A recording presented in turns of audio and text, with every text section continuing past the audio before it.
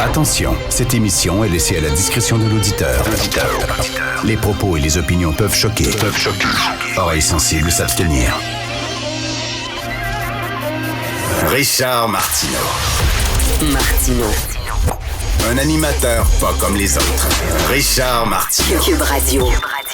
Bon vendredi et merci d'écouter Cube Radio. Alors, le prix Nobel de la paix a été décerné à Madame Narges Mohammadi, la voix des sans-voix en Iran. Je suis tellement contente. C'est la militante iranienne qui est actuellement emprisonnée dans la République islamique où des femmes tête nues se battent pour leurs droits malgré la violente répression.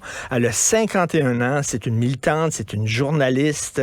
Elle a été récompensée pour son combat contre l'oppression des femmes en Iran et sa lutte pour la promotion des droits de la personne et la liberté pour tous.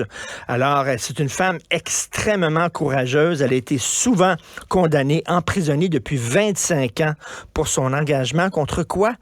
Contre le voile obligatoire pour les femmes et contre la peine de mort. Alors, dites à cette femme-là, Narges Mohammadi, qui est en prison, dites à cette femme-là qu'ici, on trouve ça cool, le voile, qu'on trouve ça le fun, que les grandes bannières sur la rue Sainte-Catherine mettent dans leur vitrine des photos de femmes voilées, maquillées, comme quoi c'est cool d'être voilée, que toutes les grandes bannières maintenant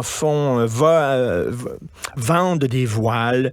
Tu vas dans des boutiques d'équipements sportifs, puis on vend des voiles pour les femmes, pour faire du sport, on vend des burkinis pour aller se baigner.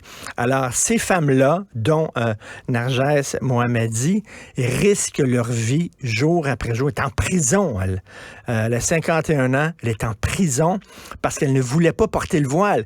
Souvenez-vous, je crois que c'est la présidente de la Fédération des femmes du Québec qui était un homme transgenre, qui était un homme qui s'était transformé, entre guillemets, en femme et qui avait été élu à la tête de la Fédération des femmes du Québec sans commentaire. Et elle avait dit, le voile, c'est kékasse.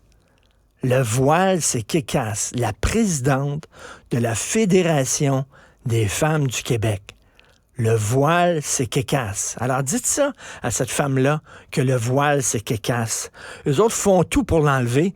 Puis nous autres, oui, mais vous allez dire, oui, mais ici, ils sont pas obligés.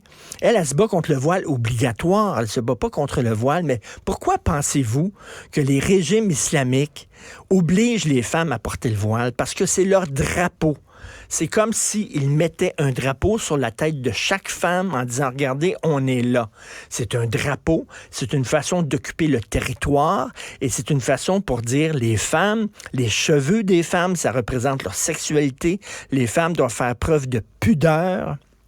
Et là, nos féministes, est-ce qu'elles appuient beaucoup les femmes en Iran?